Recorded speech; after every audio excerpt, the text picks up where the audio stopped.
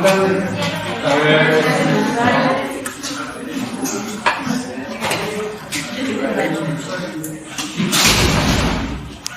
Hoy tenemos programado iniciar con un tercer proceso de conocimiento, pero antes de ello yo voy a resumir un poquito el tema del curso oral.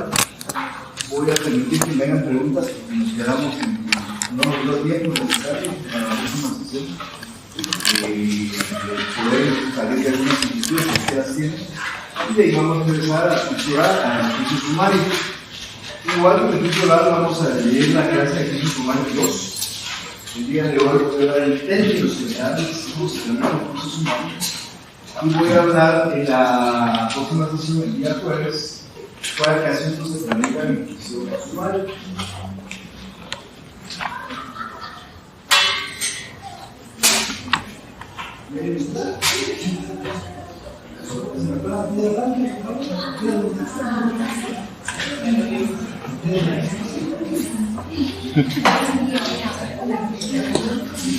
Para hacer un breve resumen de lo que estaba diciendo, vamos a utilizar los amigos voluntarios que han decidido colaborar con nosotros el día de hoy.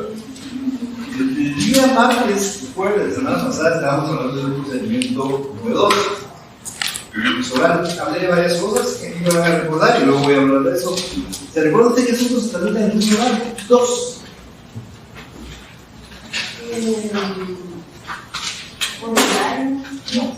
¿Cuáles son? De familia. ¿Familia? De familia. Ínfima ¿Usted me puede decir por qué te dice que el juicio oral es concentrado?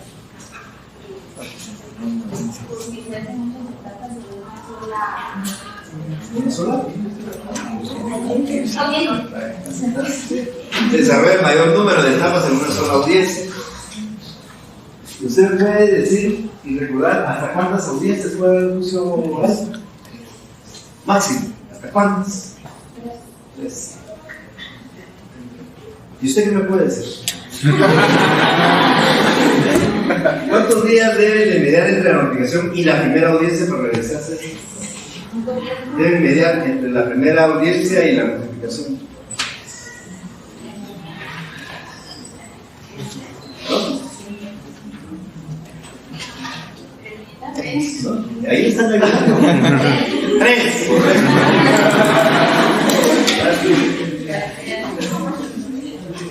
Bueno, estuvimos hablando de ¿quién es bienvenidos, bienvenidos. Ya adelantito para eso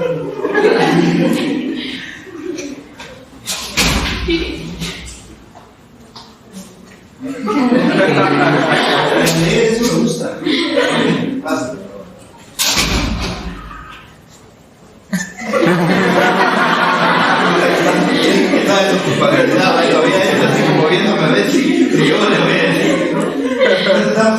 Estamos hablando un poco de la clase de la semana pasada. ¿De qué hablamos la semana pasada? El juicio oral. Okay. ¿Por qué el principio del juicio oral prevalece el principio de inmediación? Porque como es oral, ¿sí? ambas partes deben estar presentes, o sea, tanto como el juez como las partes. Eso es más que claro, sí. Así es.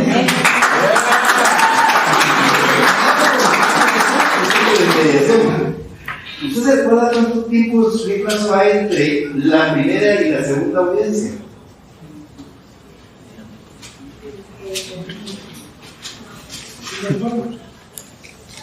Poco. ¿Sí? O sea, si hay una segunda audiencia, ¿qué plazo se señala la segunda audiencia? 3 días. 15 días, así como las 10 días.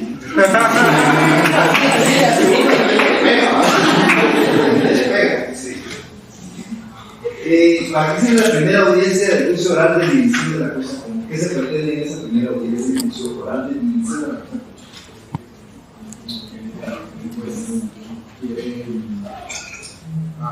¿Llegar a un acuerdo? ¿Acuerdo de qué? De común. Sí, es obligatorio porque se busca esa conciliación. Principalmente, pues sí, claro, sobre qué.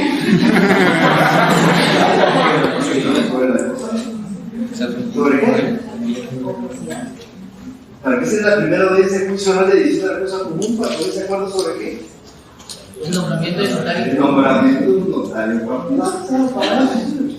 ¿Verdad? ¿Cuál es un juicio de ínfima cuantía en materia civil? ¿Hasta qué monto? Ínfima cuantía.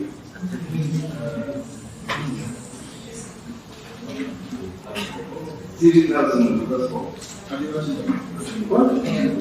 es el menor cuantía. O sea, había 8.000 es mayor cuantía, 8.000 para abajo es menor, ¿por qué?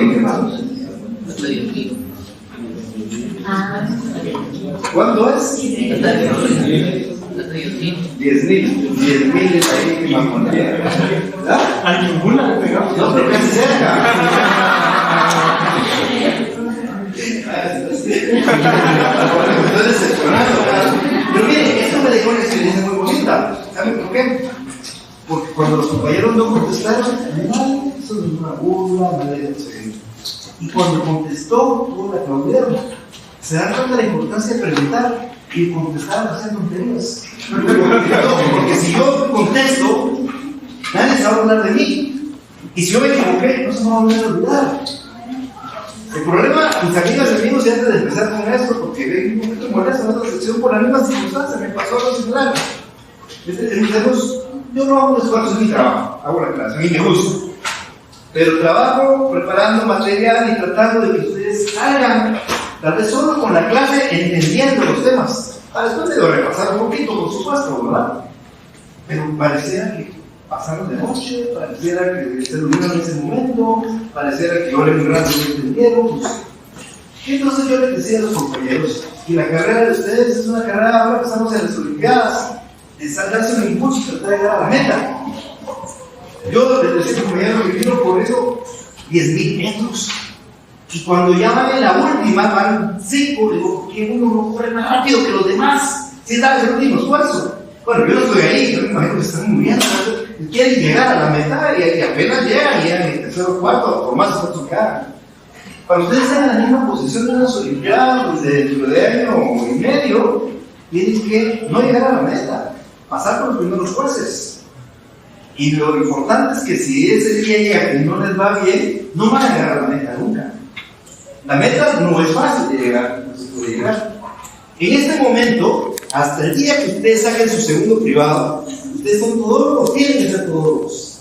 Si el problema es civil, tiene que ser civil, procesal civil, tiene que ser procesal civil, penal, procesal penal, laboral, todo el derecho de trabajo, pues todo tienen que saber. Cuando termine su segundo privado y ya le tienen probado los dos, ustedes ya descansan, ya no saben nada de civil, eso no me interesa. Tampoco quiero penal, no me gusta penal. El notariado, pero con notariado, solicitando, no quiero notariado. No, lo que voy a tramitar es antecedentes penales. Antecedentes penales, le cobran, pagan 30 quetzales con mi carnet dentro, llevo 5 y me ganan. Si eso quieren, háganlo. Si esto les háganlo. Pero en este momento tenemos que saberlo todo. Yo soy abogado civilista. Nunca me gustó lo penal. Pero tuve que pasar mi examen privado penal, de tanto en penal como procesal penal. Derecho de trabajo laboral, llevaba muy poco, tuve que pasarlo. Mercantil, tuve que pasarlo. Tenemos que pasarlo todos. Pero cuando yo hago las pruebas acá, y les digo que de cosas muy sencillas, exámenes donde se hacen de falso verdadero o de opción múltiple, pero veo que no va bien, a mí me preocupa. Yo no tengo nada que ganar. Ustedes tienen mucho que perder. Porque puede ser que gane, yo les decía a los compañeros, estoy seguro que aquí se van a graduar todos. Todos se van a graduar. Unos muy capaces, dentro de 2 años y medio estarán recibiendo su toma. Otros regulares dentro de unos 4 años. Y otros que les va a pasar un problemita dentro de 10. No se van a graduar. Y van a ver ustedes el cambio en la vida que van a tener. Yo decidí cuando era muy joven, estudié la carrera que no existía en Guatemala. Era muy joven. Cuando me tocó decidir, me vine a esta carrera. Y es una carrera con tantos abogados ahora, bueno, en la época no es seguramente igual. Y sin embargo, a mí me ha dejado, a mí y a mi grupo de promoción, fue pasada por el logro 305, esa fue la sección B del primer año de 1979. Ahora está abierta, pero una obra de ese tamaño, éramos 45 alumnos. Había 7 secciones. Estudiábamos todos los días las 5 clases. Empezábamos a las 5:30 y terminamos a las 9 de la noche. 45 minutos cada clase. Y no había tiempo que vamos a tomar un cafecito. Salía el profesor y estaba el otro. De lunes a viernes, los 5 cursos. Y cuando terminamos nosotros la carrera, volvimos a estudiar nuevamente la carrera, porque no nos sentíamos preparados para un examen privado. Salíamos y había cosas que no sabíamos. Hoy me preocupa esta promoción. Me preocupa cuando yo estoy viviendo que la mayoría me perdieron, que muchos no llegaron a la zona mínima, que algunos están como zonas mínimas, muy mínimas. A mí eso me preocupa, pero yo hago el esfuerzo y no soy malintencionado. Si este año, en las preguntas del examen, ustedes van a escuchar temas de declaración de medios de impugnación, declaración de parte, de reconocimiento judicial, no es que yo quiera ser malintencionado por preguntar cosas de juicio ordinario, es que aquí en estos juicios se pregunta lo mismo y la respuesta es la misma del semestre pasado. Ustedes es tan fácil. Si saben lo del semestre pasado, si es que todavía se recuerdan. Entonces, el día martes, igual de la semana pasada, yo estaba hablando de un procedimiento novedoso. Cuando digo novedoso era porque no existía en el Código Procesal Civil anterior, surgió en este código. En Europa, el proceso siempre ha sido oral desde el siglo XVIII, y en Estados Unidos igual. En el siglo XX, principios en Sudamérica, empezó con Eduardo Couture en Uruguay, introduciendo el juicio oral, que tiene una prerrogativa. El juicio oral es concentrado, se realiza en audiencias frente a un juez, y este proceso, de cierta forma, es más rápido, tiene mejores efectos y funciona de mejor manera. Pero hace 65 años, bueno, 70 años, los autores del código tuvieron temor en introducir el oral para todo juicio, que era un juicio ordinario oral, por ejemplo, era ordinario pero en audiencias. Tenían temor, no estábamos preparados para ello. Teníamos 500 años de estructura, desde la época de la conquista, del descubrimiento de América. Cualquier solicitud había que mandarla por las carabelas por escrito al reinado para que nos respondieran 10 meses después, un año después. Entonces aquí estamos acostumbrados a la escritura. Entonces introdujeron el juicio oral para procedimientos muy particulares. Juicios donde no se discuten mayores cosas, por ejemplo, alimentos, no se discute el derecho de alimentos, porque eso está establecido en la ley, solo se discute el monto. En juicio de rendición de cuentas no se discute la obligación porque normalmente está establecida en ley, solo hay que probarla para que el otro rinda cuentas. Juicios de ínfima y menor cuantía eran ínfima 100 quetzales en esa época y menor 500 quetzales. Eran valores que, por supuesto, tal vez tenían un costo, pero no eran como ahora.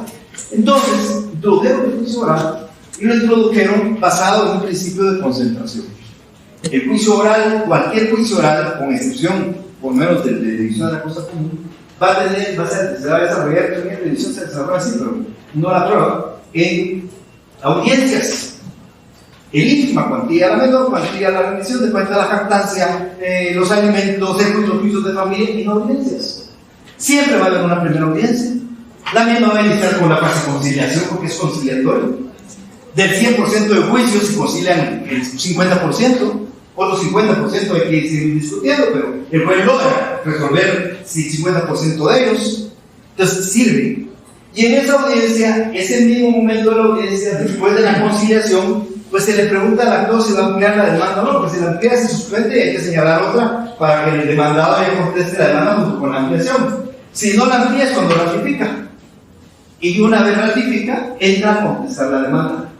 Las excepciones previas no son previas. Porque como hay concentración, las excepciones previas son con la contestación de la demanda.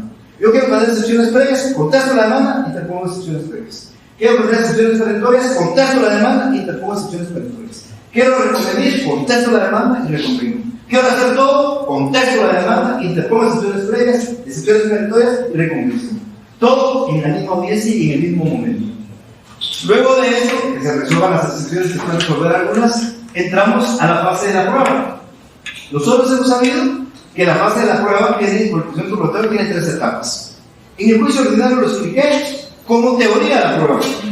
Pero esas 3 etapas son para un juicio de conocimiento y un juicio de ejecución. Entonces, ¿hay que ofrecer la prueba en juicio oral? Sí, hay que ofrecerla. ¿Cuándo lo hace el actor? Pues presenta su demanda oral o escrita. ¿Y cuándo lo hace el demandado? En la primera audiencia, cuando contesta su demanda en forma oral o escrita. Luego viene la proposición, que es en la misma audiencia. Cuando ya el juez entró a la contestación, le dio otra vez la contestación, pregunta: ¿qué medios de prueba vamos a proponer? y podemos proponer aquellos ofrecidos.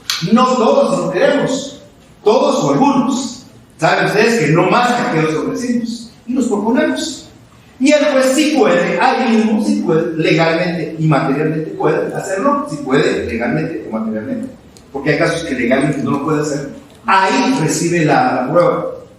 Y si recibe toda la prueba en esa audiencia, pues la sentencia 5 días después. O sea, un juicio oral que podríamos presentar hoy y está recibiendo la sentencia en 15 días.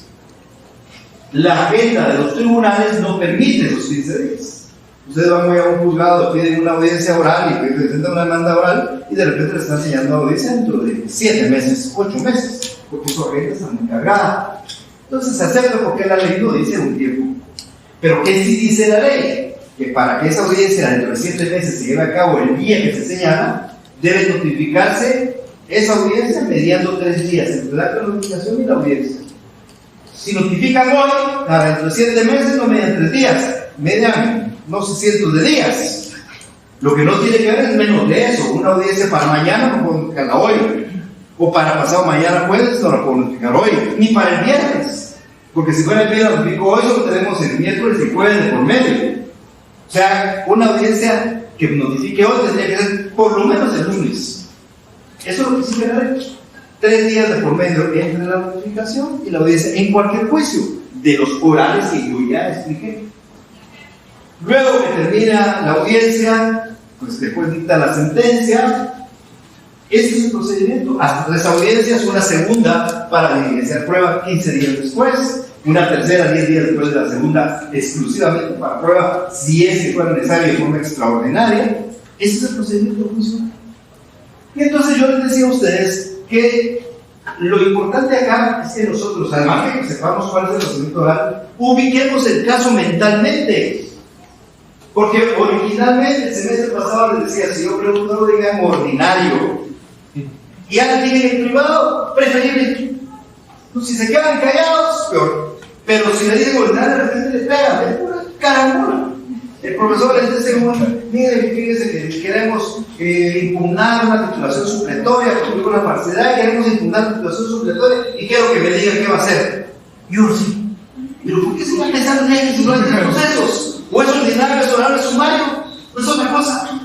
Bueno, si no era contienda, es voluntario, pues si quieren impugnar, porque contienda hay alguien que esté en contra. Y uno se asustado. Entonces uno puede poner aquí atrás, Marín de 2 minutos, oral. No es oral, ordinario, sí, ordinario, dígame el plan. Entonces salieron, pues quedan callados. No se acuerdan que existe ordinario, oral ni sumario. Si ni se acuerdan que existe eso, no se van a acordar cómo se tramita. Pero hay que tratar de involucrar. Entonces, mi idea, ¿cuál fue? Les digo que hay un juicio de más cuantía cuando lo que se reclama en dinero, claro, no documentado, porque si yo tengo un título de ejecución que voy a cobrar 5,000 quetzales, pero tengo el título, una letra de cambio, una escritura pública, yo no soy un juicio de ínfima cuantía, yo soy un juicio de ejecución. Eso lo vamos a ver en unos días. Hoy estoy hablando de alguien que yo quiero que me pague los 6,000 quetzales que le di con un papelito que me firmó que no es título, o que se lo di de forma verbal, o que me rompió el ventanal de mi casa y eso vale. Y quiero que me puedo poner a pagar 5,000 quetzales. Entonces, yo ubico esos, quiero cobrar 5,000 quetzales. Es un juicio ordinario, oral o sumario. Y voy circulando, pero el dinero es ordinario. ¿Está en el juicio sumario?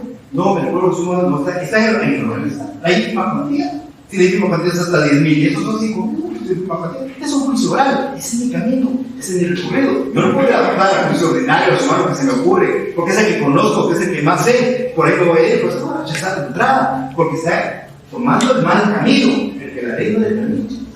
La ínfima cuantía, cualquier asunto, ustedes quieren un pago de dinero, una condena al dinero, que no sea mayor de 10,000. Si es asunto de familia, mayor de 18,000 anuales, si hay ojo. Pero si es arriba de 10,000 y menos de 80,000, el juicio ya no es de ínfima, sino es de menor, y ahora también. Pero hay un pequeño cambio, lo expliqué ahí. La ínfima solo es una audiencia, la menor son 3. La ínfima, si el demandado no comparece, es rebelde y acepta, confiesa. En la menor, si es rebelde, niega. La menor tiene 3 audiencias, la otra solo tiene una. Eso cambia.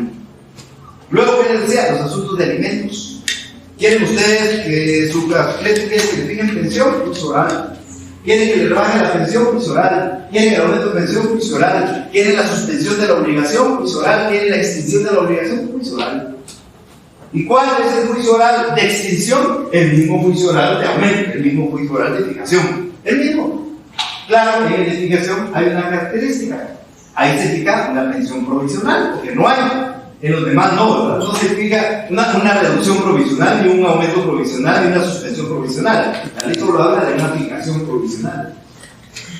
Las excepciones previas al contestar la demanda. ¿Qué excepciones en juicio de ínfima cuantía?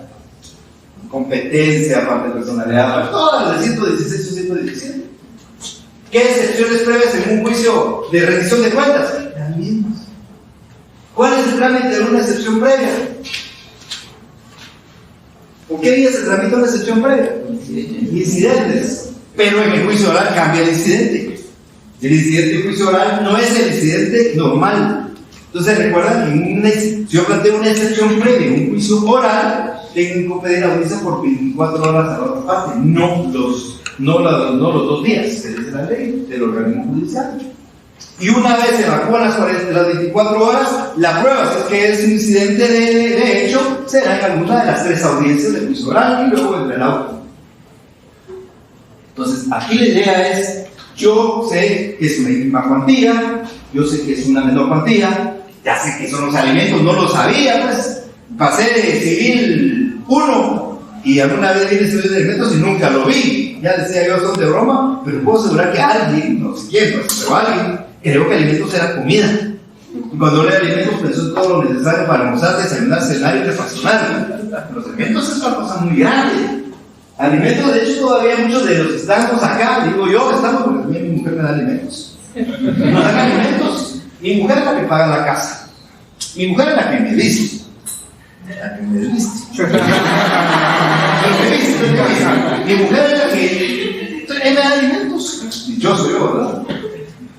Son recíprocos, a mí yo le doy, a mis hijos les di, yo les puedo pedir, hay reciprocidad y deben ser proporcionales.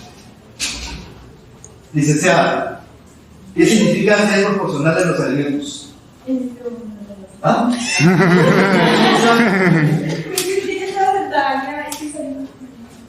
Pero eso te explica. Solo dígame qué es que son proporcionales a los alimentos. Si usted fuera juez y un alimentista, que hablo que tiene de derecho a alimentos, un niño de 5 años, necesita 5,000 quetzales para vivir y el obligado gana 5,000, ¿usted cuánto le fijaría atención? ¿Le fijaría los 5,000? No, entonces no lo fijaría. 3,000. Lo dejaría por 2,000 para mí. Porque usted mira que eso es lo proporcional a las necesidades de él y a las posibilidades de él. Eso es la proporcionalidad. Se dan atendiendo a las necesidades del alimentista y a las posibilidades del obligado. El obligado gana 10 y el otro solo necesita 2, le dará 2. Ah, no, como gana 10 la mitad. No, si el otro necesita 5, le dará 5. Entonces, eso es la proporcionalidad. ¿Sí? ¿No quieres saber todo de esto?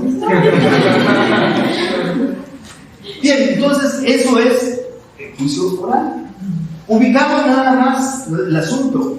Y ya tenemos que saberlo. Yo no lo estoy diciendo, mire, sentado en la oficina el día que un cliente nos diga, licenciado, que yo soy propietario con mi hermano de un bien, pero él no quiere dividir, yo no sé qué puedo hacer. Usted puede dar el lujo de decirle, mire amigo, ese caso es muy interesante. Un caso complicadísimo.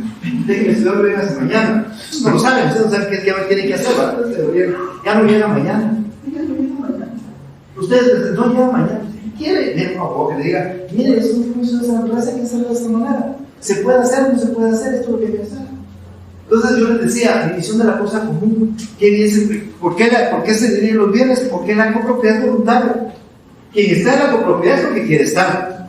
Y entonces cuando un copropietario quiere que se divida la copropiedad, no puede ser de forma voluntaria. Platica con el copropietario, deciden dividir. Si el bien se puede dividir en 2, se llaman a un arquitecto, a un notario. El notario les hace una escritura de partición, una parte para A, una parte para B, y se viene el derecho, se terminó.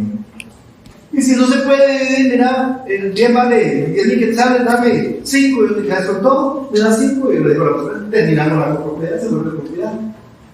Solo no se puede dividir la copropiedad cuando hay un pacto de indivisión. Preguntaba a la sesión, ¿qué es un pacto de indivisión?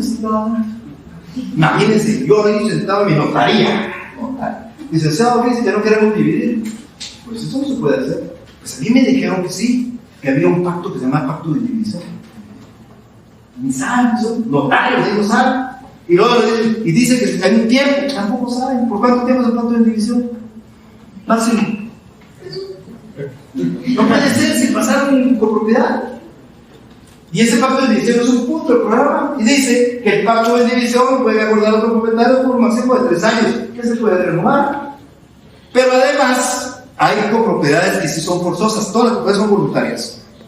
Yo con la compañera soy dueño de ese cuaderno, queremos dividir, tenemos que. Puedo yo dividir cuando quiera. Voluntariamente con él, si no me dan un juez, y el juez va a ordenar la división, para eso sirve el juez. El juez nunca va a decir, no se puede, como es un vehículo no se puede dividir, y aguántese la copropiedad, no, el juez va a decir, no se puede, se remata, y se remata, se divide, y se termina. Siempre lo va a hacer el juez de esa manera, porque la copropiedad es voluntaria. Pero en la propiedad horizontal, que no es cualquier edificio, ¿verdad? La copropiedad horizontal son edificios que se crean en propiedad horizontal, donde hay dueños de los apartamentos o de los pisos, que son dueños individuales. Ustedes vayan, no vayan lejos, pues ahí crecí yo con una madrina en algún tiempo, ahí oigan los multifamiliares de la zona 3. Mi madrina dueño del apartamento no sé qué B, del edificio B. Y ella es dueña de ese apartamentito chiquito, dueña de eso. Pero copropietaria del pasillo, copropietaria de las gradas, copropietaria del jardín, copropietaria de los parqueos. No, a alguien se le ocurre, yo quiero vivir el pasillo. Entonces se divide el pasillo, y este pasillo es para el B, y este pasillo es para el A, y este pasillo es para el C. Y entonces el pobre B no puede pasar por el pasillo porque está dividido. No, esos son indivisibles por ley. Propiedad horizontal, medianería, lo mismo.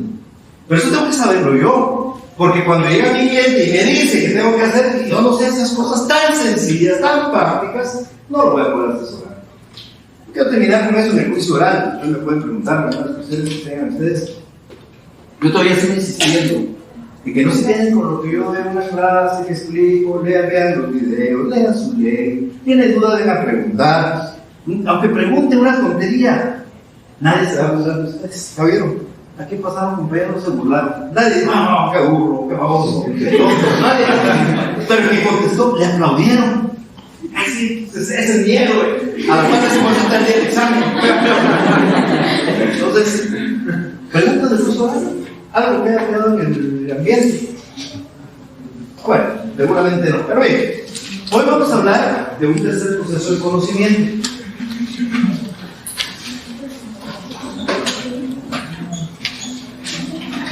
El término sumario, si ustedes lo buscan en el diccionario de la Real Academia Española, encontrarán, tiene varias acepciones. Sumario, por ejemplo, es una etapa secreta del juicio criminal, dice, y es cierto, nuestro código procesal penal derogado no es lo que tiene sus ignorantes en el anterior, que tenía el proceso inquisitivo, donde el juez era el que acusaba, denunciaba, procedía y condenaba. En ese era una etapa sumaria. Entonces, cuando había una aprehensión, se detenía un delincuente, se sometía ante el juez, y el juez cerraba el proceso por 15 días. Se nombraba un defensor del juicio, o un defensor que nombraba él. Los defensores del juicio éramos nosotros los estudiantes de derecho, y nos designaban el cargo de defensor, y solo nosotros teníamos acceso a esa fase sumarial, donde estaban las diligencias que se habían practicado, captura del testigo, lo que había, y esa era secreta, completamente secreta. Terminaba la fase sumarial y uno alegaba en definitivo, pedía captura a prueba y entonces ya entraba en el juicio. Ese es el procedimiento anterior. Ahí hay una etapa sumaria. Entonces no es ese sumario que se refiere a esto que vamos a hablar. También el sumario es un índice. Ustedes van a buscar un sumario y les da la cronología de un libro, etcétera, etcétera, o un resumen. El sumario que me voy a referir como proceso judicial es un proceso breve, por eso se llama sumario. En todas nuestras legislaciones a nivel mundial, ustedes van a encontrar un juicio normal, ordinario, que puede ser escrito por audiencias, y a la par un juicio sumario, que se aplica en muchas legislaciones para cosas muy particulares que requieren de una decisión pronta. Entonces, hay un juicio sumario, algunos lo llaman sumarísimo, porque pretende que sea un proceso breve para ciertos cierta materia que requiere cierta celeridad. Es tal la identidad del juicio sumario como un ordinario, y que solo para efecto de esto no dice ningún autor, lo ordinario, estoy diciendo yo en este momento. El juicio sumario podría ser un ordinarito, o el juicio ordinario podría ser un sumariote, porque en realidad son iguales, solo que el sumario es breve, entonces podría ser ordinario y ordinarito, como para entenderlo, ¿verdad? Este es igual que ese, solo que este en chiquito, pero no es así. Uno se llama ordinario, entonces, y el otro se llama sumario, un proceso breve. Tiene algunas características, la brevedad es el principal, por ende aplica un principio de celeridad. En el papel, cuando nosotros hacemos todo el trámite del juicio ordinario, y yo les hacía la suma, sin incluir decretos, autos, decretos, notificaciones y todo, el juicio ordinario dura esto, y el juicio sumario dura esto. O sea, menos de la mitad en tiempo. Por no hacer una comparación, si ustedes recordarán que el cuento de la Caperucita Roja, dos caminos tenía la Caperucita Roja, un camino largo y un camino corto. Él agarró largo, por eso llegó más tarde. Y luego agarró más corto, llegó más rápido. Algo así como que digan, pues esto sí que ir por el sumario o por el ordinario. Ella se fue por el ordinario. Y el lobo por el sumario. Claro, en el proceso nuestro no podemos escoger. Este juicio me gustaría más llevarlo por el sumario. No. Si la ley me lo permite, puedo agarrar el sumario. Si la ley no me lo permite, no puedo agarrar el sumario. Entonces, cuando ustedes tienen su examen privado, el juicio sea controvertido o es oral, sumario u ordinario. ¿Por qué no es arbitral? Porque arbitral es una característica. Para que sea arbitral, que son muchísimas cosas arbitrales, lo que se requiere es que haya un pacto o acuerdo entre las partes de tramitarlo fuera de la actividad jurisdiccional ante personas particulares. Ese pacto se llama acuerdo arbitral. Entonces, si el examinador le dice, mire, es una controversia donde las partes acordaron firmar un acuerdo arbitral, entonces es arbitral. Pero si no hay acuerdo arbitral, no es arbitral. Tiene que ser cualquiera de esos tres procesos. Entonces, este juicio sumario se creó para cosas que vamos a ver el día jueves, que en cierta forma tienen o requieren de cierta celeridad. Es importante resaltar, porque también es importante, que si ustedes van a un juzgado civil y buscan en el libro cuántos ordinarios entraron el día de hoy, de repente demandas, supónganse que entran 50 demandas a un tribunal, de esas una es ordinaria,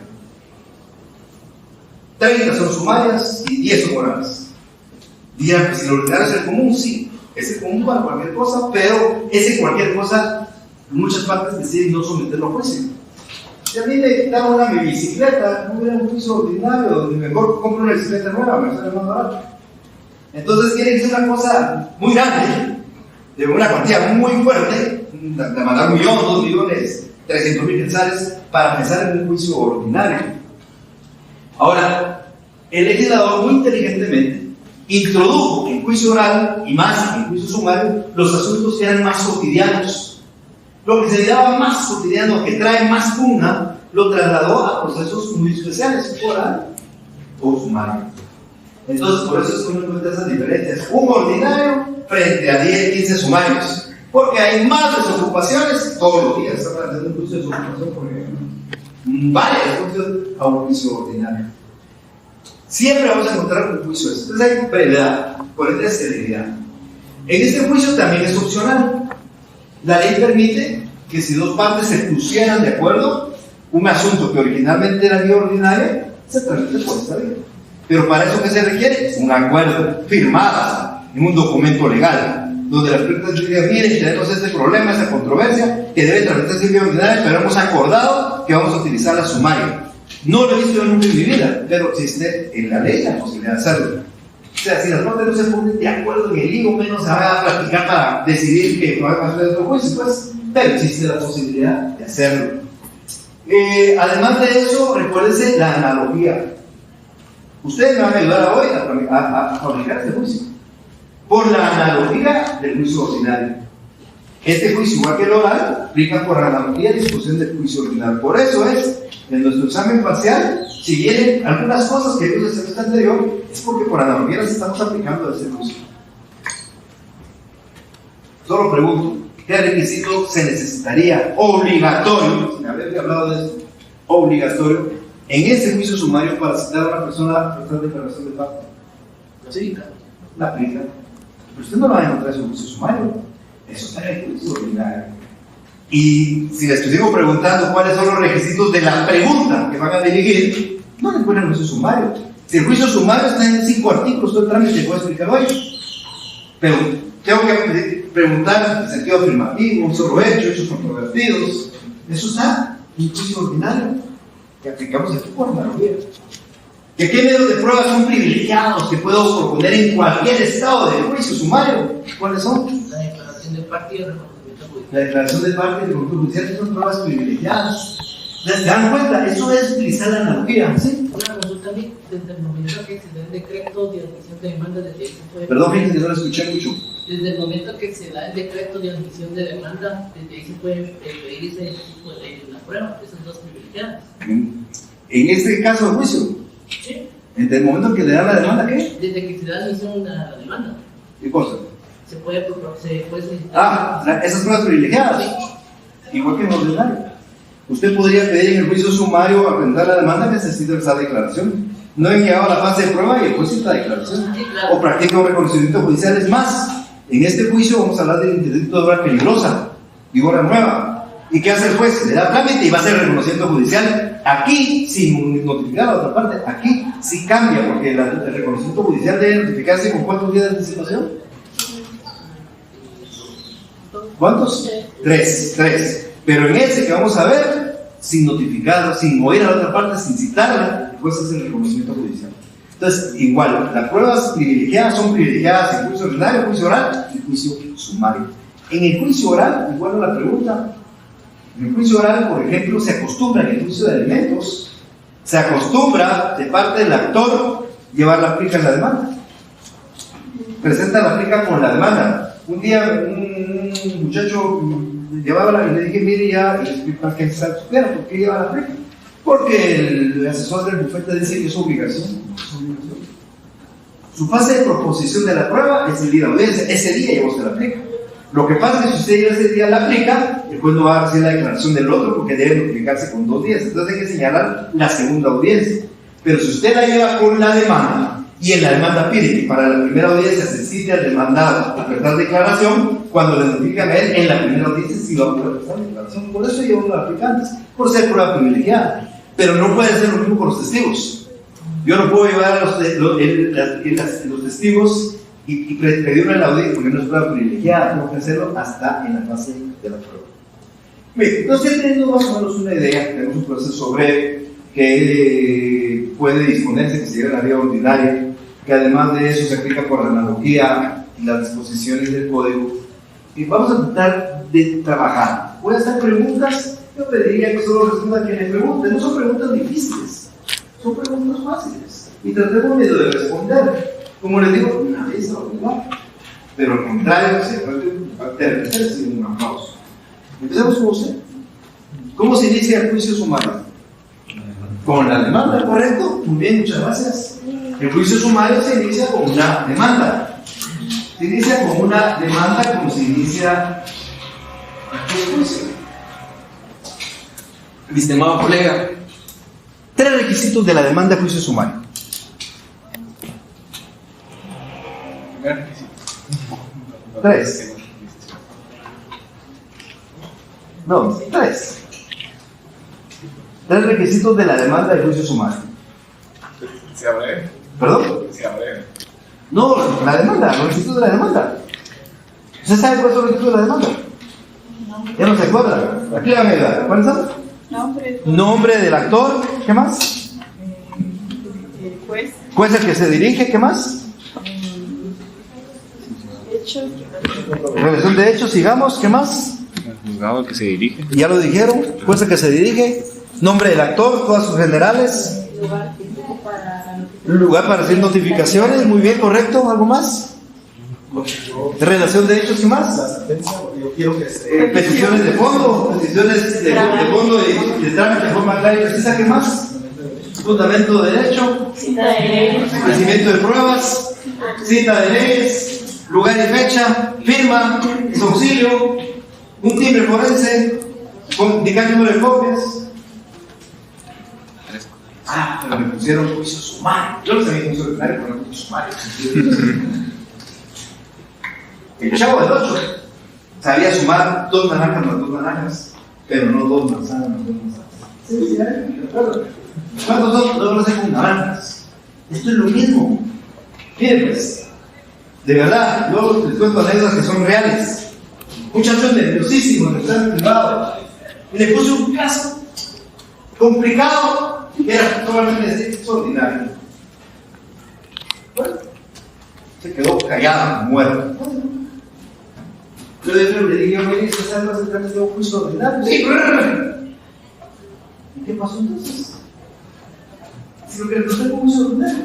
Pero claro, como se lo puse como ejemplo, se lo puse como caso, se me asustó.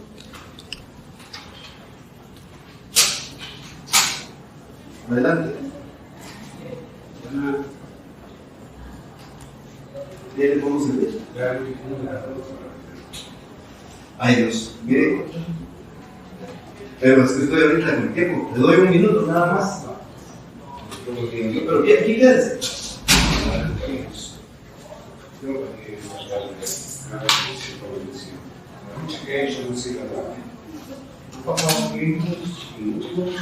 Y horas tratando la mentira de ser un tipo cada día de ese tipo. Sé que vamos a volver a ver. Sé que un sueño es tu miembro. Yo no me creí. O mi hija, entonces la voy a agarrar. Ya también es un semestre de derecho. Un sueño que nadie me creía, tal vez en esa hora también había entrado. La vida me mató eso. Sin embargo, sigo luchando. Con una esposa que debe, tengo que echarle la mano para mí. Quiero sentir. No importa los obstáculos de la vida, lo tengo que ayudar. Después de los obstáculos, pero es un proceso. Un proceso donde el ser humano debe ser un individuo para la vida de esto. Es un proceso, mi esposa diabética. Tal vez porque agarró coronavirus, se tiene sus millones trabajando para verificar el vacío de cada uno. Pero tú deseas apoyar de alguna manera, a través de 17 años, quiero estar así, no puedo conocer a mi hija. Entonces eso usa. Esto termina con la receta. Si uno cae, yo estoy en el país. Que se bendiga, tratar de este equipo, tratar de gloria al Señor. Ahí, si fuera ayudar a ella a desconectar algo que quiera cuidar, para que el Señor no pase por las dificultades. Ahí la regla, ahí quiera colaborar.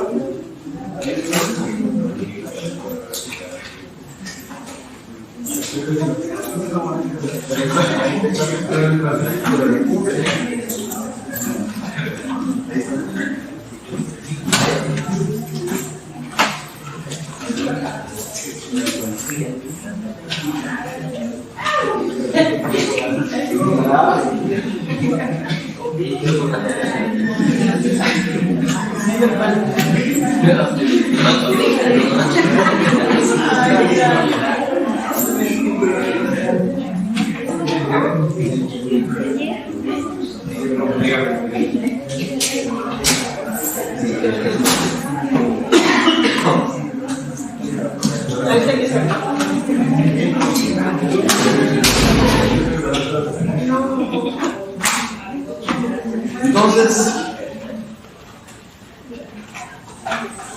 este juicio, ustedes van a ayudar. No estamos aplicando más ni el instrumento al agua superada.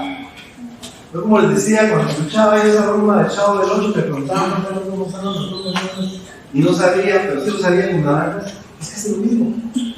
Yo aquí el éxito de ustedes, aparte de dividir juicios de conocimiento a la ejecución, no hemos hablado de ejecución para nada, es encuadrar el caso de una naturaleza. Y si nosotros logramos encauzar todo lo demás, para ver con analogía. Entonces decíamos que la demanda sumaria, igual que la demanda oral, reúne los requisitos de la demanda ordinaria, por analogía.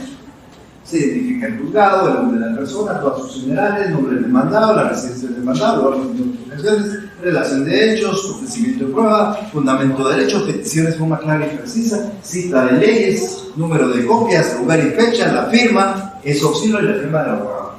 Y me parece que eso no aparece en el Código Procesal Civil, sino es parte de la ley de competencia. Pero bien, cuando ya tenemos nuestra demanda, estoy hablando que estamos hablando aquí por analogía. ¿Qué pasaría después con la demanda? ¿Qué hace usted? Usted fuera la juez, ¿qué haría con esta demanda?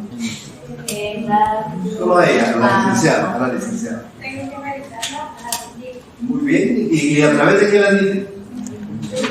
A través de un decreto. Muy bien, correcto, con discusiones.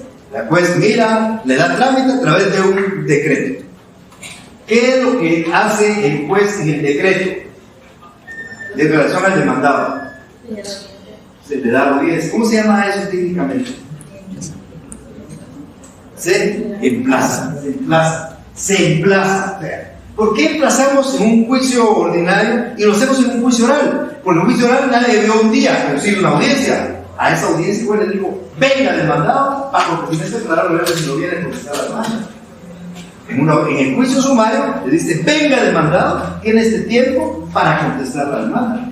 ¿Por qué se hace eso? Porque hay un principio constitucional que dice que nadie puede ser condenado si no ha sido citado, que es cuando le notifican, o cuando le dan tiempo para manifestarse ese emplazamiento y vencido.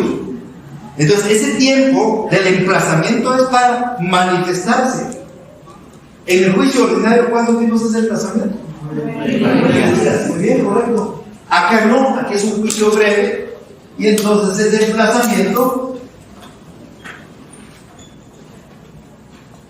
es simplemente de 3 días. Y apliquemos por analogía.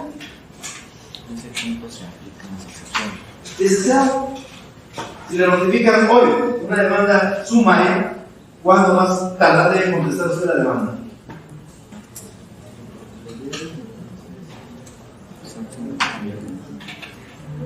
Viernes, ¿correcto? Viernes.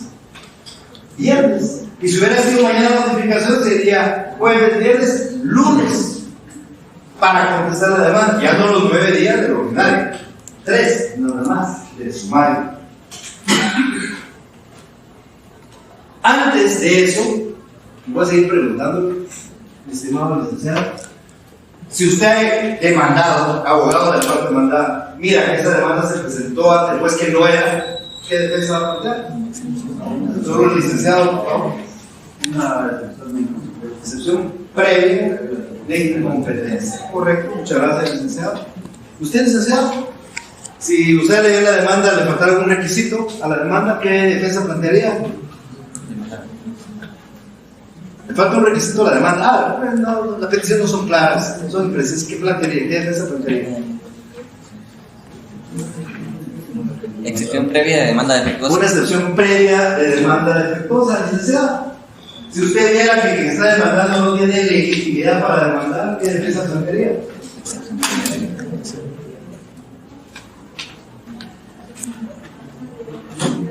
¿No? Falta de capacidad, no. Falta de capacidad legal. ¿Falta de qué es?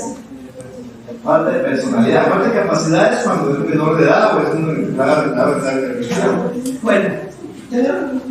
Ahora, en los 5 artículos del juicio no aparece ninguna excepción previa. ¿Por qué aplicamos por analogía del 116 y la 117?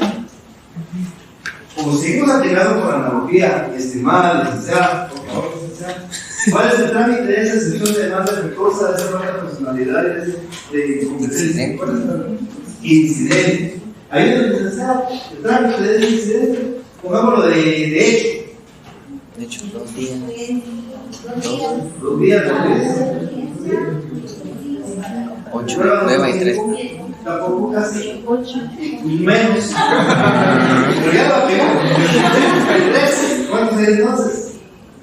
Si no son 7 y no son 9, ¿cuántos son? 8 días, no se le va a olvidar. Y luego dan un aumento de En 3 días. en 3 días. Si fueran de derecho, ¿cuántos serían? 2 y 3. 2 días, 2 días. Claro. 3 para resolver. 3. Bueno, esos incidentes no aparecen en el juicio sumario ni tampoco en el ordinario, porque los incidentes son de la ley o judicial. Debe ser trámite. Y las excepciones, pues ya mencioné cuáles son. Bueno, ahí vamos bien. Pero las excepciones, ¿en qué momento se interponen? En el juicio ordinario, ¿en qué momento se interponían las excepciones previas? Dentro de los primeros 6 días. ¿Y en el juicio oral? Al contestar la demanda. ¿Por qué uno al contestar y el otro antes de contestar? Porque el juicio oral es un juicio concentrado. Entonces se concentran todo y todo. Y entonces todas las diligencias en el menor número de etapas es la contestación, va con excepciones previas, perentorias. Aquí no. Aquí es igual que el juicio ordinario, por eso le diría que este es el ordinarito. Las excepciones previas van antes de la excepción. Entonces, si son 3 días para contestar, ¿cuántos días tienen ustedes son para escoger excepciones previas? 2. Podría ser 1, pero no son 2. Entonces, dentro de los primeros 2 días, acá, 2 días, puedo plantear yo excepciones previas.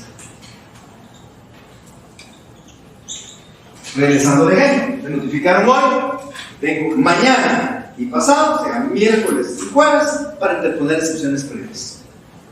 Si yo interpongo excepciones previas, ¿tendría que contestar la demanda el viernes? No. ¿Por qué? Porque la excepción previa suspende la contestación. Entonces vamos a discutir durante los 3 o 4 meses de la excepción previa, y cuando ya esa excepción previa quede firme, podré contestar la demanda. Aprovecho. Hay una gran duda en el sistema de justicia, pero ya se ha ido aclarando, claro, la jurisprudencia para eso sirve. Es que si yo tengo en el juicio ordinario 9 días para contestar la demanda e interpongo una excepción al segundo día, ¿cuántos días me quedan para contestar la demanda? Si hago una suma y yo tengo 9 días y interpongo excepciones al 2, pues me quedarían 7, pero no es así. La jurisprudencia de los ordinarios es que si ustedes interponen excepciones, agotan los primeros 6 días. Alguien que puso la excepción al primero, al segundo, al tercero, al cuarto, al quinto, al sexto, lo agotan. De tal manera que cuando ya regrese el juicio y termine la excepción, ustedes quedan 3 para contestar. Tómenlo muy en cuenta, porque ustedes ya me quedan 7, cuando ustedes lleguen ya les han acusado de rebeldía y son rebeldes. Lo mismo pasa aquí. Aquí, si ustedes se plantean excepciones previas, al primero o al segundo día, agotan los 2 días. El día que les notifiquen y resuelvan la excepción, tendrán un solo día para contestar la demanda. ¿Qué pasa si no contestan la demanda? Entonces son declarados rebeldes. ¿Qué otro nombre recibe la rebeldía? ¿La rebeldía qué otro nombre recibe? Pues para que sepan, la rebeldía también se llama contumacia. Es contumaz o rebelde. Contumaz es rebelde, pero es contumacia. Bien, entonces, la rebeldía también debe pedirse. ¿Se recuerdan que cuando hablamos de juicio ordinario les dije que hay plazos perentorios y no perentorios? ¿Qué es un plazo perentorio? El que perece. Porque la ley dice que termina, perece. Entonces, por ejemplo, 30 días de prueba, perece el día 30. El día 31 ya me prueba. 3 días para plantear una excepción previa, perece. Perdón, para interponer una apelación, perece. Al cuarto día, cuando la apelación me la van a rechazar por extemporáneo. Entonces hay términos que perentorios que perecen. Y hay términos no perentorios que perecen siempre y cuando la parte contraria pida que se perezca. Explico. En un juicio ordinario yo tengo 9 días para contestar. La pregunta es, ¿cómo contestar el día 10? Sí. Siempre y cuando la otra parte no haya pedido mi rebeldía. Entonces, podría yo dejar de contestar y desde un mes ir a ver el juicio y ver que la otra parte no pidió la rebeldía, pues yo puedo contestar. Porque para que me declare, termine el desplazamiento y me declare rebelde, la otra parte tiene que pedir. Y mientras no me declare la rebeldía, yo puedo contestar. Claro, crean que los abogados son babosos. Los abogados están todos los días después del desplazamiento viendo. Y el día 10 a las 8 de la mañana están presentando mi memorial pidiendo la rebeldía para que ustedes ya no puedan contestar. Pero algunos se duermen, ¿verdad? Creen que después lo van a declarar el oficio y no, porque ese es un plazo no perentorio. Para que perezca hay que pedirlo. Lo mismo pasa acá. Esos 3 días son plazos no perentorios. Ustedes tienen que pedir la rebeldía del demandado. ¿Sí? En las demandas que he visto, en las peticiones ahí piden que se declare rebeldía. Uno lo pide en la demanda, pero no.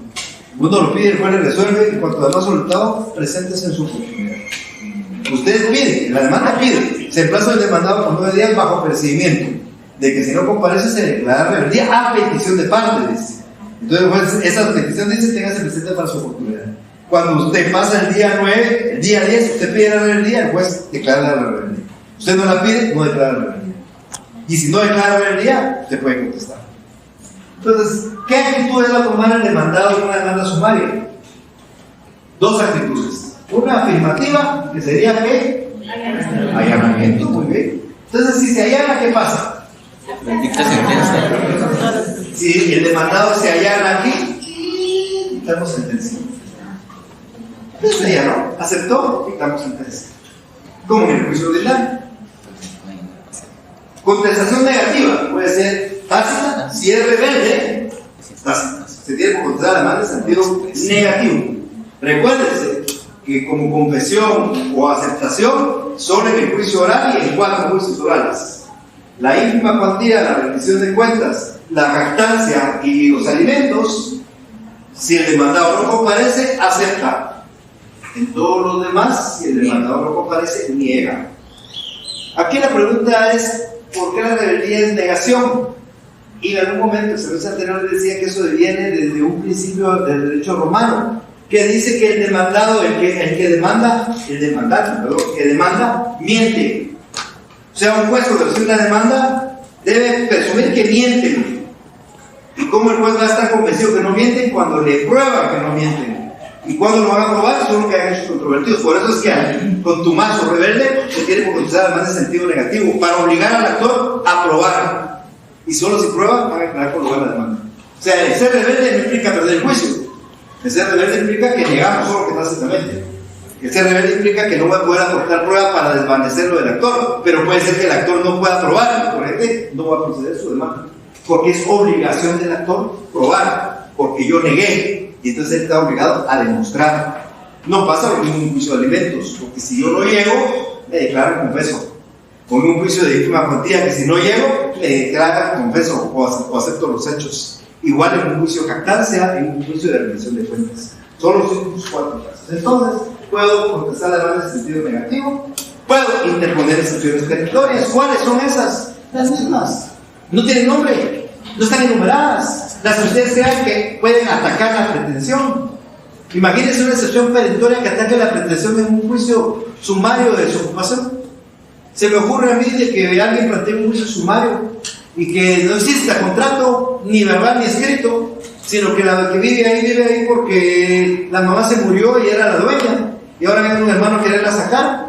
Pues podría alegar esa circunstancia, que no es un contrato de arrendamiento, porque ella no es arrendadora, y lo alega de una excepción perentoria. Ella puede poner el nombre que quiera.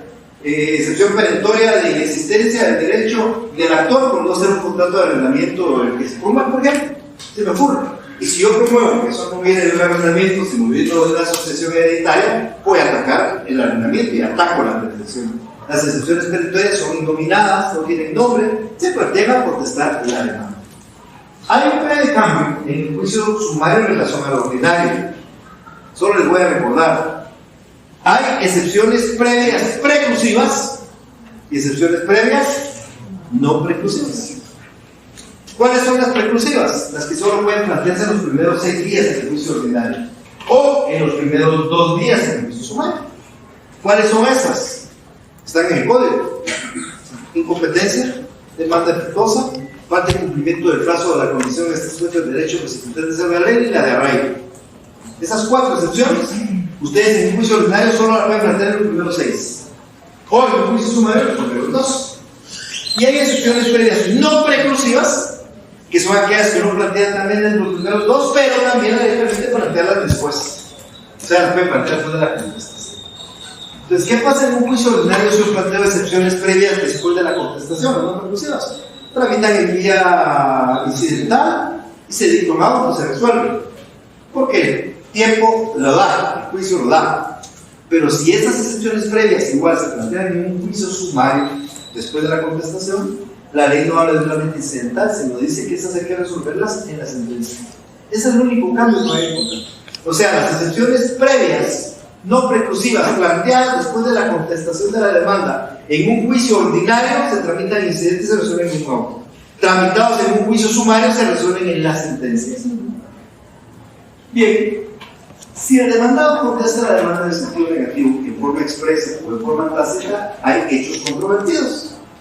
Actor afirma, demandado niega. Y entonces entramos a una fase que nosotros conocimos como la fase del desarrollo o del debate. Técnicamente el juicio ordinario dijimos que era el periodo de prueba. Entonces tenemos un periodo de prueba, el juicio sumario también, solo que el juicio ordinario era de ¿cuántos días? 30, y aquí se reduce a la mitad. Ese periodo de prueba en este juicio es únicamente de 15 días. Y aclaro, podemos aplicar por analogía que se puede aumentar por 10 más o extraordinario 120 más.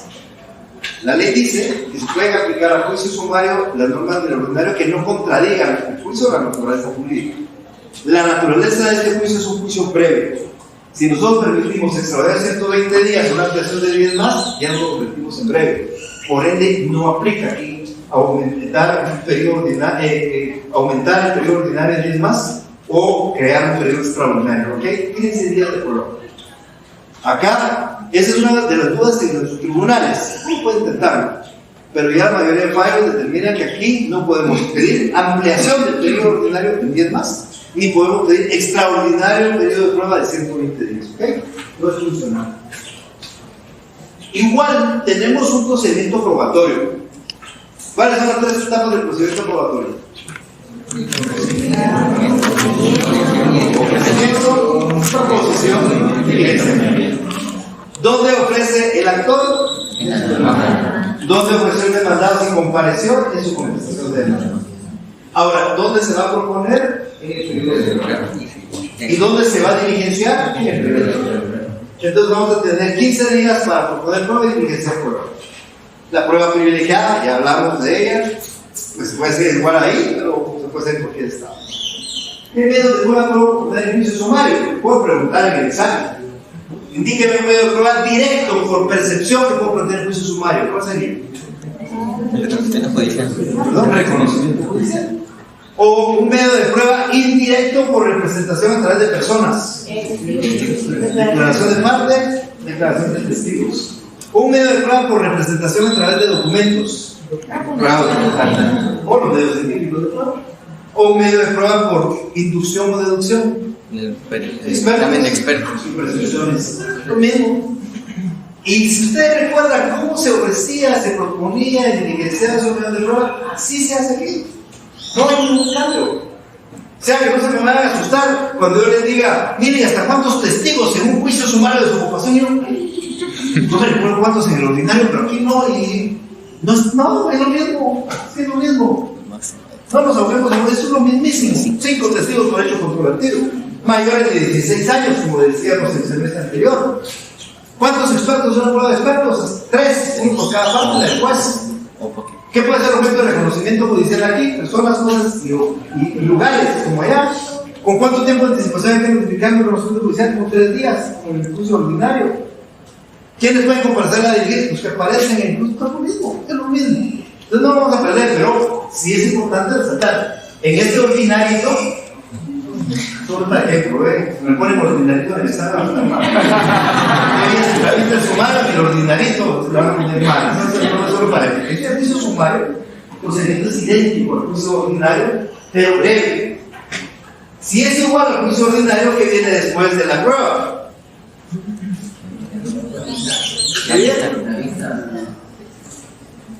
El momento para hacer los alegatos, el día para la vista. Ustedes también se percataron que en el juicio oral no hablamos de vista. En el juicio oral terminó la primera o la segunda, la tercera y de una vez sentencia. Y entonces el día que le digo, profesor, en su privado, mire, le presenta un juicio ordinario oral, que no hay vista, esa no la diferencia. Un verbal, un escrito, que no hay vista, esa no, pero no hay vista.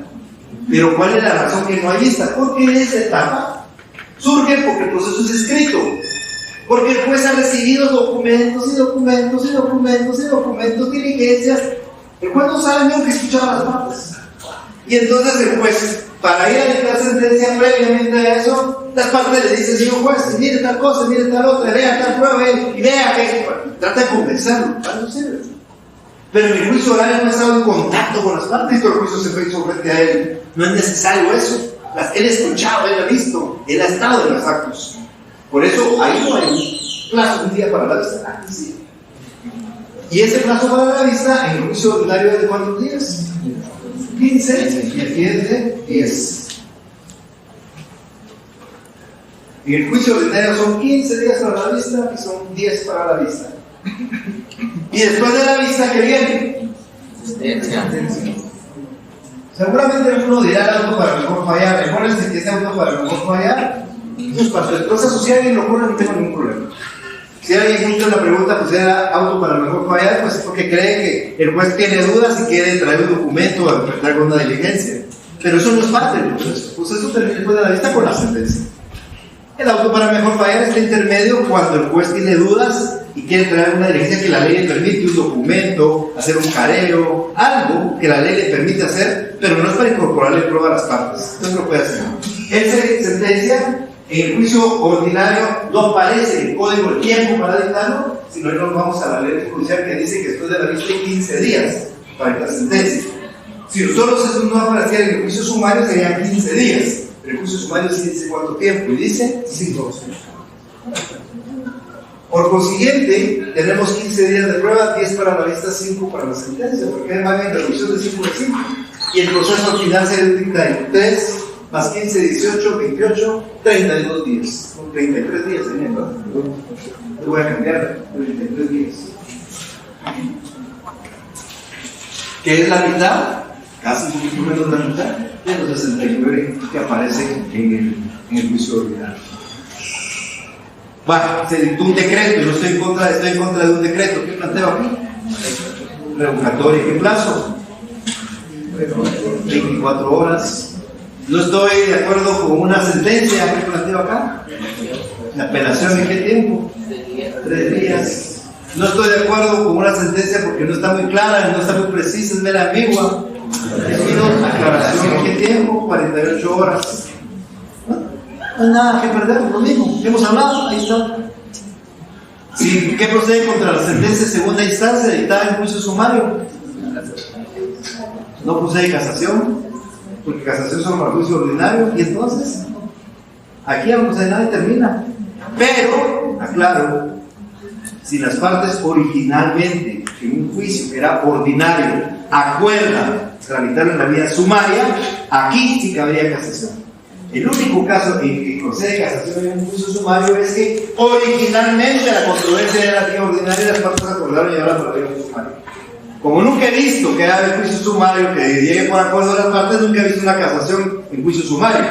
Pero podría suceder, las partes se pusieron de acuerdo, estaba la vía ordinaria, yo de acuerdo, agarraron la vía sumaria y esa sentencia en segunda instancia sí sería susceptible de casación. Puede ser el mismo caso. De ahí no hay otro caso más. Eso es el juicio sumario. ¿Qué digo? Ordinario. Eso es el ordinario. Es un juicio breve, igualito que el juicio ordinario, en sus plazos. Perdón, sus tiempos, no, pero sus etapas procesales son las mismas. Varió nada más el tema de las excepciones previas no preclusivas. Todo lo demás exactamente igual. Los plazos son distintos. Ordinario 9 desplazamientos, sumario 3. 6 para excepciones previas en ordinario, sumario 2. 30 días de prueba en ordinario, sumario 15. 15 días para la vista en ordinario, sumario 10. 15 días para la sentencia en ordinario, sumario 5. Y todo lo demás es exactamente igual. El jueves, ya voy a hablar yo de cada asunto que se tramita para que entendamos, para que tengamos una visión. Porque, por ejemplo, hablar de un arrendamiento, ¿quién no lo sabe? Esta es la desocupación que no sabe que es una desocupación, bueno, pues que lo veo. Pero si va a hablar de una rescisión de contrato, va a tener una duda. Y si le digo un interdicto, vamos a hablar de los interdictos. Alguien que me diga qué cree que es un interdicto. Ya sé, una persona declarada en estado de incapacidad, ¿sí o no? La persona declarada en estado de incapacidad se llama declarar un estado de interdicción. El interdicto es un asunto de posesión de bienes. El interdicto no tiene nada que ver con la persona incapaz. Es que este es un interdicto, no, usted es un bien. Usted es una persona incapaz de declarar en estado de interdicción. Él no es un interdicto. El interdicto se refiere a lo que vamos a hablar en la sesión de examen. ¿Alguna pregunta?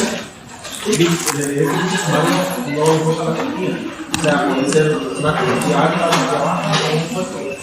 si es un juicio de desocupación, la renta puede haber sido de un quetzal o la renta puede haber sido de 1 millón, no tiene nada que ver, porque es un juicio de desocupación. ¿Y conoce el precio de primer instante o qué pasa? Depende, sí, conoce.